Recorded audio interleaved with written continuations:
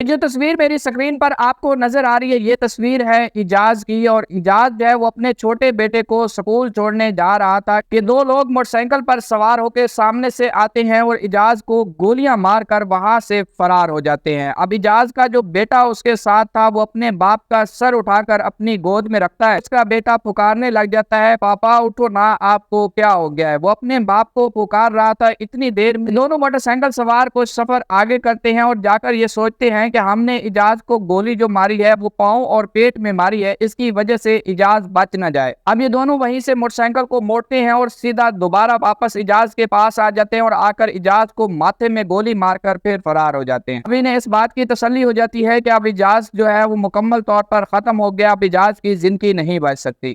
ناظرین، اب اس سارے وقوعے کا جو عینی شاہد ہے وہ اجاز کا چھوٹا بیٹا ہے، جو یہ سارا کچھ اپنی آنکھوں سے دیکھ رہا تھا کہ کس طرح اس کے باپ کی زندگی کو لوٹا گیا اور کس طرح اس کے باپ کو ختم کیا گیا۔ اب سوال یہ پیدا ہوتا ہے کہ یہ آخر مارنے والے مجرم کون تھے اور ان کا اجاز کے ساتھ کیا تعلق تھا؟ کیا یہ اجاز کے کوئی رشتہ داروں میں سے تھا، یا کوئی محلے دار، یا پھر کوئی ایسا پرانا دشمن جس نے دشمنی نکالی ہو اور اجاز کو مار گیا ہو؟ اس واقعے کی ویڈیو جب سوشل میڈیا پر وائرل ہوتی ہے تو یہ ویڈیو مجھ تک بھی پہنچتی ہے، جسے میں تصدیق کرنے کے بعد آج یہ ولاگ بنا رہا ہوں۔ ناظرین، یہاں پر میں آپ کو یہ بتاتا چلوں، سب سے اچھی خبر میرے پاس یہ ہے کہ پولیس نے ان ملزمان کی شناخت بھی کر لی ہے اور انہیں گرفتار بھی کر لیا ہے۔ یہ انتہائی افسوسناک واقعہ جو ہے وہ شیخو پورہ کے علاقے بیگم کوٹ کے اندر پیش آیا ہے۔ اس فیملی کے ساتھ پیش آیا ہے۔ اس فیملی کے سربراہ کا نام ہے شوکت علی، اور شوکت علی کی بیگم کا نام فرزانہ بی بی، اور ان دونوں کو اللہ پاک نے دو بیٹے عطا کیے ہیں۔ ان میں بڑے بیٹے کا نام اجاز اور چھوٹے بیٹے کا نام وقاص ہے۔ جب بیٹے جوان ہو جاتے ہیں، اور 1-2 سال پہلے کی بات ہے کہ شوکت علی کی وفات ہو جاتی ہے اور فرزانہ بی بی بیوہ ہو جاتی ہے۔ فرزانہ کا جو بڑا بیٹا ہے یعنی کہ اجاز ایک پراپرٹی ڈیلر کا کام کرتا ہے۔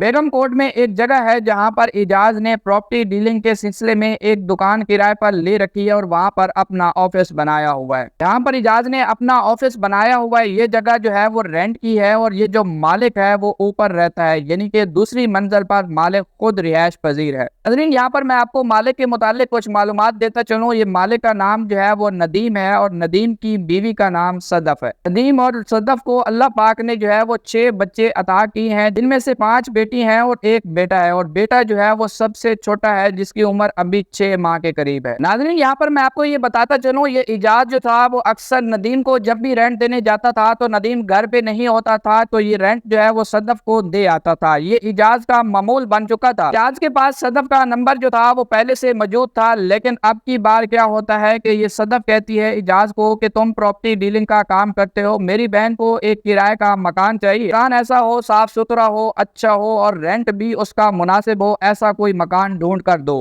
اب اجاز آگے سے صدف کو یہ کہتا ہے کہ یہ کوئی مسئلہ ہی نہیں، میں اب بھی ڈھونڈ کر دیتا ہوں آپ کو مکان۔ نمبر تو ان کے پاس پہلے سے ہی تھے، تو اب گپ شپ کا سلسلہ جو ہے وہ بڑھ جاتا ہے۔ دونوں ایک دوسرے کے ساتھ فون پر گپ شپ کرنا سٹارٹ کرتے ہیں۔ لیکن یہاں پر میں آپ کو اجاز کے بارے میں کچھ معلومات دیتا چلوں۔ اجاز بھی شادی شدہ ہے اور 1 بچے کا باپ ہے اور اس کا 1 بیٹا ہے۔ اب اجاز اور صدف کے جو تعلقات ہیں وہ بڑھنا شروع ہو جاتے ہیں، اور تعلقات اس حد تک بڑھتے ہیں کہ ندیم کو اس بارے میں کوئی معلومات دے دیتا ہے۔ ندیم کو اس بارے میں پتہ چلتا ہے تو ندیم کیا کرتا ہے، فوری طور پہ اجاز کو کہتا ہے کہ تم نے یہ ٹھیک نہیں کیا، میں نے تمہیں جگہ رینٹ پر دی لیکن تم نے میری بیوی کے اوپر ہی نظر رکھ لی ہے۔ اجاز اور ندیم جو ہیں وہ آپس میں جھگڑتے ہیں، جس کے بعد ندیم کیا کام کرتا ہے کہ اجاز کو کہتا ہے کہ چلو بھائی میری دکان خالی کرو، اور آج کے بعد تم مجھے میرے علاقے میں نظر نہیں آنا، اگر تم میرے علاقے میں نظر آئے تو میں تمہیں نہیں چھوڑوں گا۔ ندیم جو ہے وہ اجاز کو دھمکی دینے کے بعد اب دوسرا کام کیا کرتا ہے کہ اپنی بیگم کو آ کر دھمکی دیتا ہے اور اسے کہتا ہے کہ صدف میری بات سنو، یہ پہلی اور آخری غلطی سمجھ کر تمہیں میں معاف کر رہا ہوں، اس کے بعد اگر تم نے کوئی بھی غلطی کی تو میں تمہیں بالکل بھی معاف نہیں کروں گا۔ اب ندیم جو ہے وہ اپنی بیگم صدف کو سمجھانے کے بعد خاموش ہو جاتا ہے۔ اب کیا ہوتا ہے کہ اجاز اور صدف جو تھے وہ فون پر تو رابطے میں تھے، اور دونوں پلاننگ بناتے ہیں کہ ہم بھاگ کر شادی کر لیں گے۔ ایک دن کیا ہوتا ہے کہ ندیم جو ہے وہ کسی کام کے سلسلے میں گھر سے باہر جاتا ہے، اور فوری طور پہ صدف اسے فون کر کے جو ہے وہ اجاز کو اپنے گھر بلا لیتی ہے۔ اجاز اور صدف جو ہے وہ ندیم کے گھر میں ہی ہوتے ہیں، اور اوپر سے ندیم بھی آ جاتا ہے۔ ندیم یہ سارا ماجرا دیکھ کر لڑنے لگ جاتا ہے، جس کی وجہ سے اجاز کیا کرتا ہے، پسٹل نکالتا ہے اور ایک گولی جو ہے وہ ندیم کو مار دیتا ہے۔ अब सदफ को लेकर इजाज जो है वो वहां से फरार हो जाता है, जिसके बाद नदीम जो है वो फौरी तौर पे 15 पे कॉल करता है, जिसके बाद रेस्क्यू का अमला जो है वो इसे लेकर अस्पताल चला जाता है। नदीम का ट्रीटमेंट किया जाता है और उसके बाद एक FIR दर्ज होती है जो कि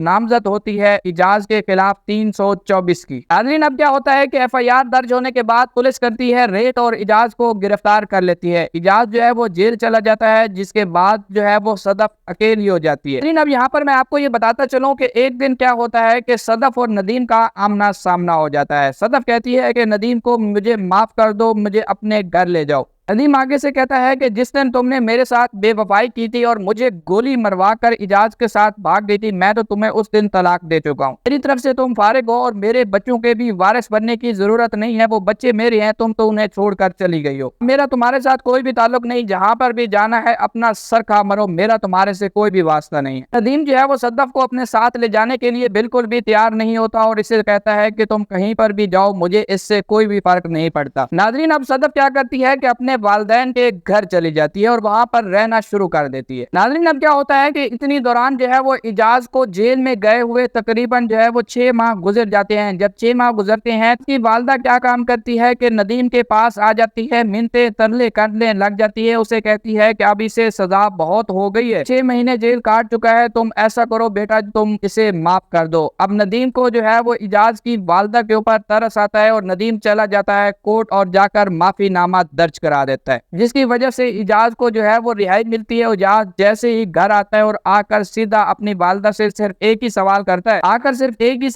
है, कि सदफ कहाँ है। इजाज की वालदा आगे से कहती है कि ना कोई सलाम ना दुआ, तुम आते ही सदफ का पूछने लग गए हो। तुम्हें तो चाहिए था कि अपनी बीवी बच्चों की खैरियत दरियाफ्त करते, अपनी माँ की खैरियत दरियाफ्त करते, अपनी भाई की खैरियत दरियाफ्त करते, लेकिन तुम्हें सदफ की पड़ी हुई है। इसके बाद आगे से उसकी वालदा कहती है कि भाई हमें पता नहीं वो कहाँ दफा हो गई है। अरे बीवी और सदफ का जो है वो आमना सामना हुआ था और दोनों एक दूसरे को गालियां निकाली थी, जिसकी वजह से वो यहाँ से उठकर चली गई थी। मुझे नहीं पता कि वो सदफ कहाँ गई है। इजाज क्या करता है कि अपने सोच से लड़ाता है, जिसके बाद इजाज को ये पता चलता है कि सदफ जो है वो अपने वालिदैन के घर रह रही है। नाज़रीन, इजाज को जैसे पता चलता है कि सदफ अपने वालिदैन के घर है, तो इजाज क्या करता है कि जाकर सदफ के वालिदैन से उसका हाथ मांगता है और फिर जाकर ये दोनों कोर्ट मैरिज कर लेते हैं। और उसके बाद इजाज अपनी इस नई बीवी को लेकर घर आ जाता है। इसके बाद इजाज की वालदा के साथ इजाज का जो है वो खूब झगड़ा होता है। इजाज की वालदा कहती है कि भाई मैं इसे एक पल के लिए भी अपने घर में नहीं रखूंगी। अब इजाज क्या करता है कि वहां से अपनी इस बेगम को लेकर एक किराए का मकान लेता है, वहां पर शिफ्ट हो जाता है। इसके बाद ये दोनों जो है वो एक दूसरे के साथ हंसी खुशी जिंदगी गुजारने लग जाते हैं। इसके बाद ये दोनों जो है वो हंसी खुशी जिंदगी गुजारने लग जाते हैं और फिर दोनों के 2 बच्चे भी पैदा होते हैं। हम कह सकते हैं कि सदफ ने 6 बच्चे जो थे वो नदीम से पैदा किए थे और 2 बच्चे जो है वो अब किससे पैदा हो गए हैं, इजाज से। इससे 2 बच्चे पैदा होने के बाद एक तीसरे शख्स की यहाँ पर एंट्री होती है, जिसका नाम है सलमान। अब सवाल यहाँ पर पैदा ये होता है कि सलमान की एंट्री कैसे हुई और सलमान के सदफ के साथ कैसे ताल्लुकात पैदा हुए। अब यहाँ पर मैं आपको ये बताता चलूं कि ये जो सलमान था ये इसी गली में रहता था, जिससे सदफ की दोस्ती हो जाती है और फिर इन दोनों के नाजायज ताल्लुकात भी बढ़ना शुरू हो जाते हैं। का अंदाजा जब जो है वो इजाज को पड़ता है तो इजाज सदफ को बड़ा मारता पीटता है और आगे से ये कहता है कि तुम्हें शर्म नहीं आती, तुमने जो है वो नदीम से अपना रिश्ता खत्म करके मेरे साथ याराना लगाया है, अब साथ याराना लगाया था, अब तुम्हारा काम जो है वो किसी और के साथ बढ़ना शुरू हो गए, तुम जो है वो कैसी औरत हो। इस बात के ऊपर नदीम जो है वो सदफ को बहुत ही मारता पीटता है, लेकिन सदफ जो है वो बाज नहीं आती।